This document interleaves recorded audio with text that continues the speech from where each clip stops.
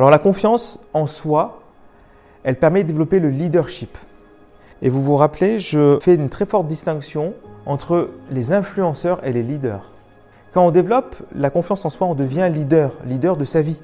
En fonction de ce qu'on a envie de faire, on va peut-être devenir leader d'une entreprise, leader d'une communauté, d'une collectivité, peut-être même d'un pays. Mais on va pouvoir le faire à partir du moment où on a une véritable confiance en soi, on est autonome, on est souverain, on est aligné. Et pour moi, nous avons très fortement besoin de leaders justes. Des leaders qui soient à la fois exigeants, mais aussi tolérants. Qui soient à la fois dans la vision, mais aussi dans l'écoute.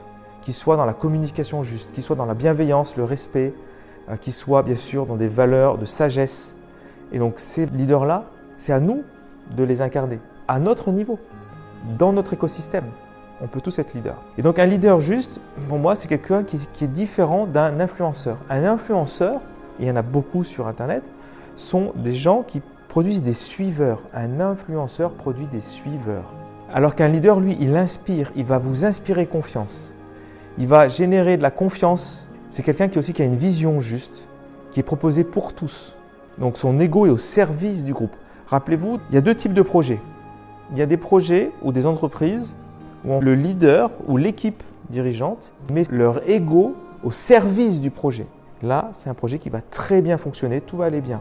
Par contre, si dans un autre projet ou une autre phase de l'entreprise, cette fois-ci, l'équipe dirigeante ou le leader met l'entreprise au service de son ego, donc c'est inversé, là ça ne va plus, c'est la fin des haricots. Donc c'est pour ça que facilement on arrive à voir un projet qui va fonctionner, un projet qui va finir par s'éteindre. C'est si l'ego est mis au service du projet, tout va bien. Si le projet est mis au service de l'ego de la personne ou d'une personne ou d'un groupe de personnes, là ça va malheureusement mal se terminer, va s'arrêter à un moment donné ou à un autre. Donc l'idée, ça va vraiment être dans la contribution, dans le service et une vision pour tous, ou pour le plus grand nombre. C'est quelqu'un aussi qui a une motivation honnête, qui va être intègre, qui a une congruence. Et donc, ce qu'il pense, qu'il dit, ce qu'il fait, c'est aligné le plus possible. Donc le leader, il est suivi dans ses idées, ses actions par une adhésion volontaire. C'est en ça qu'on va reconnaître un leader. Un leader génère de l'engagement et il nous aide à grandir, il nous fait grandir. Ça active automatiquement une mise en mouvement et un passage à l'action. Et vous savez quelle est la meilleure manière de voir à quoi on reconnaît un leader? Pour vous, quel est l'indicateur principal qui fait que waouh, là vous êtes en présence d'un leader? À quoi on reconnaît un leader? Un leader crée des leaders. Un leader crée des leaders. C'est à ça qu'on va reconnaître un véritable leader.